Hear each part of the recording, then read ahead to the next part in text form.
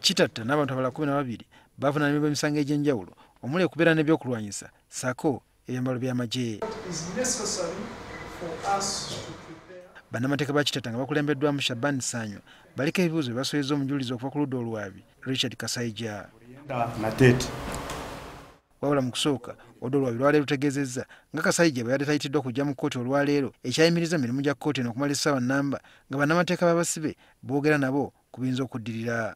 Wabula ate bwe bazzeemu bannamateeka b'abawaabirwa balabiddewo nga Kasayija ali mu kaguli alinze bamusoya bibuuzo. Ono si Katemba yekabadde mu kkooti eno kubanga agikulira Lieutenant General Andrew Guti waliwo waaviiridde mu mbeera n'alagira bannamateeka ba Kitatta okufuluma kkooti eno nga balanga kwewuddisa.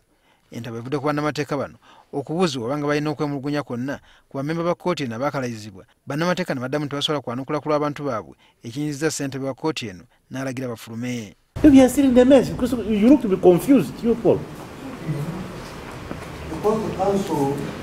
Yes, get out of the court, get out. Get out. Get out. Oluvannyuma Guti ategeezza nga bannamateeka bano bwabasonyiye era ekibuuzo kino n'akyolekeza buli omu ku bawaabirwa abategeezza nga batalina mutawaana n'abo abalondeddwa ku kakiiko ka kkooti eno. Olina bw'otuulira bw'otayagala awuye Emisango Kitatta haaki.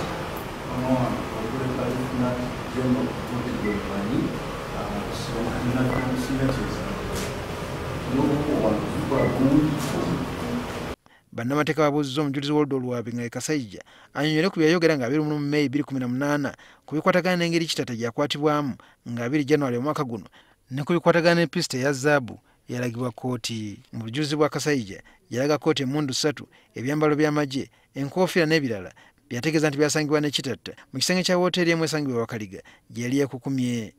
Wabula bannamateeka ba Kitatta bategeeza kkooti nti pisita eya zaabu n'ebyokulwanyisa ebirala byalagibwa kkooti abasirikale ba CMI bye babiteeka mu wooteeri eno nga kati baagala kkooti eyise ekiragiro bafune ebyakwatibwa ku katambi ka kamera enkiso oba CCTV okuva mu wooteeri eno eya Vine okukakasa Kasajja byayogera.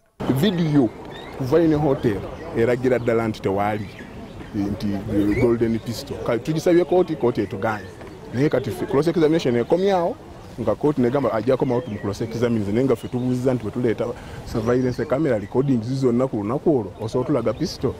Oludda olwabi lugamba nti Kitatta n'abantu abalala 12 mu January w'omwaka guno baakwatibwa okuva Wakaliga n'ebifo ebirala nga balina emmundu 3 ekika kya SMG, basitola 3, amasasi 50, ebyambalo by'amagye nga bino byonna birina kubeera n'amagye ga UPDF.